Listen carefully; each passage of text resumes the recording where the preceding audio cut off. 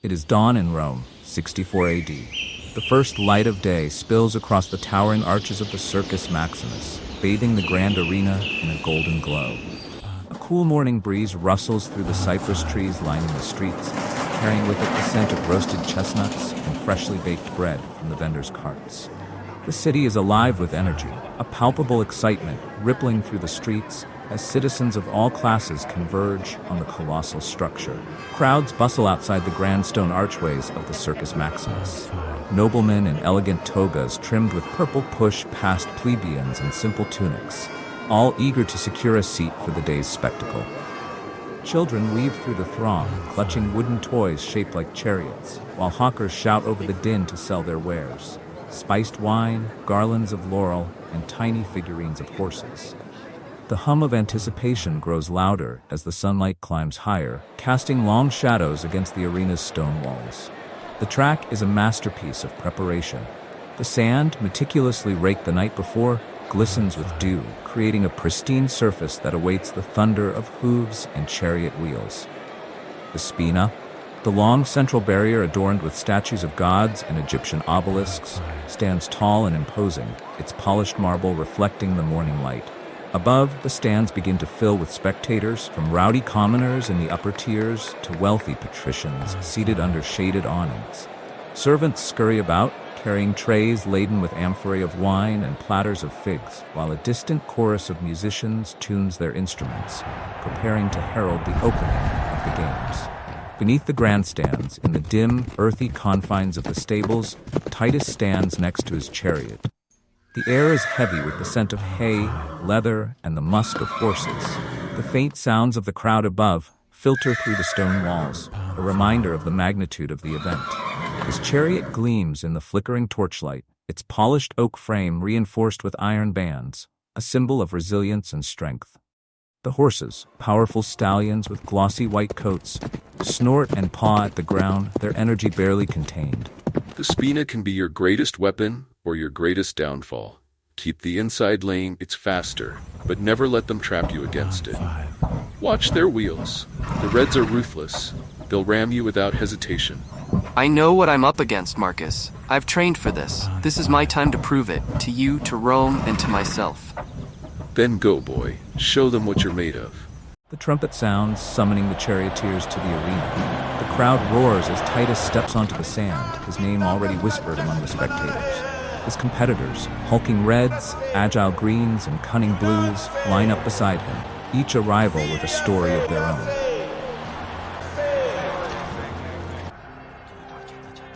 The starter, a tall official draped in imperial purple, raises his hand high. The charioteers grip their reins tightly, the horses snorting and stamping in anticipation. Titus feels the sweat on his brow, the leather of the reins rough against his palms. Time seems to slow as the crowd holds its breath, the arena falling into an expectant silence. With the crack of the starter's whip, the race begins. For Titus, it is not just a race. It is a battle for survival, honor, and destiny. The track of the Circus Maximus, now alive with the thunder of hooves and the roar of the crowd. Dust clouds rise as the chariots surge forward, their iron-rimmed wheels glinting in the sunlight. The chariots are a blur of speed and strategy, each driver pushing their horses to the limit. The spina looms ahead, a treacherous obstacle that has claimed countless lives. With every lap, the stakes rise. Titus fights not only his rivals, but the weight of his past, the hopes of his future, and the forces that seek to crush him. Beside him, the Reds, hulking brutes with murder in their eyes, veer aggressively, one driver pulling his chariot dangerously close. The red driver pulls hard on the reins, his body straining as he angles his chariot just right. The green driver to his side miscalculates, striking the spina instead. The chariot explodes in a shower of splintered wood and shouts of pain. Titus feels every vibration through the reins of his hands. His chariot rattles and bounces over the uneven surface, but his grip is steady, years of hard-earned discipline keeping him in control.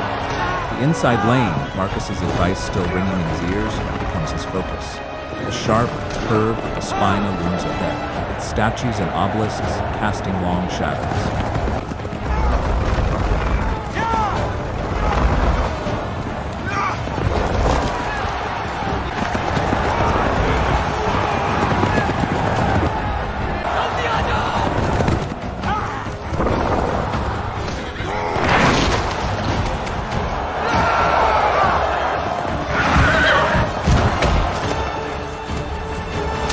Circus Maximus, standing on his chariot, leans forward with intense focus.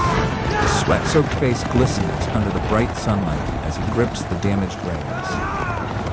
Titus takes the inside lane, skillfully maneuvering his chariot to avoid being boxed in.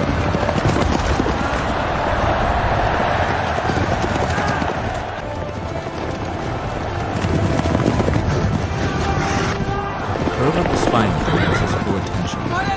Titus angles his chariot into the turn, keeping to the inside lane as Marcus instructed. Sand sprays behind him as the stallions pivot sharply, their hooves digging deep to maintain balance. The greens take the turn more cautiously, but one blue driver slips into their place, making his move.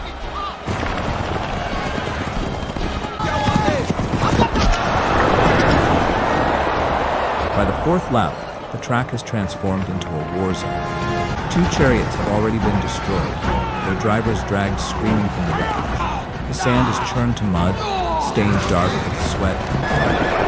Titus's arms ache from holding the reins, his muscles screaming under the strain, but he cannot let up.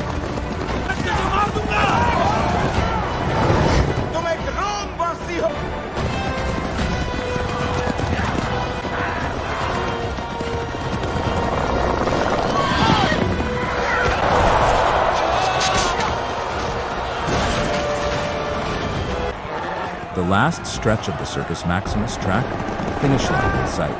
The sun is now high, casting harsh light on the sweat-soaked faces of the chariots. In the stands, Marcus Varro, the scheming leader of the Reds, sits with the senator, his face alight with cruel satisfaction as he watches the chariots. Their plot to sideline Titus is unfolding, but not as they had hoped.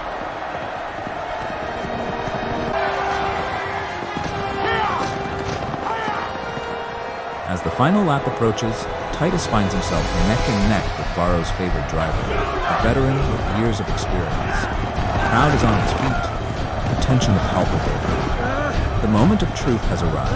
In the final stretch, it is not just skill, but heart that determines the victor. The Reds, true to their reputation, attempt to force him into the spinal, their wheels clashing against his.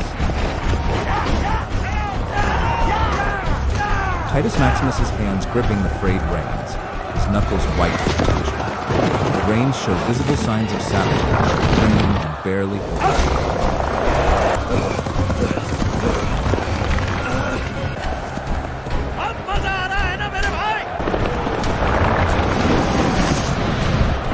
Titus Maximus's face, his eyes closed, and sweat dripping down his temples, as he lies motionless on the sand-stricken dirt.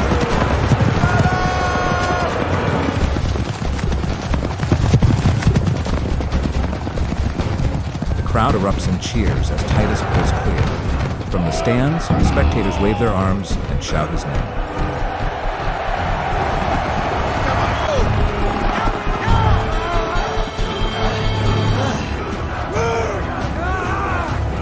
The red driver yanks his reins, his horses swerving into Titus's path. The wheels grind against each other, sending sparks into the air. The crowd gasps as the chariots collide, but Titus stays calm. With a deft flick of his wrists, he urges his horses forward, pulling just ahead to avoid disaster.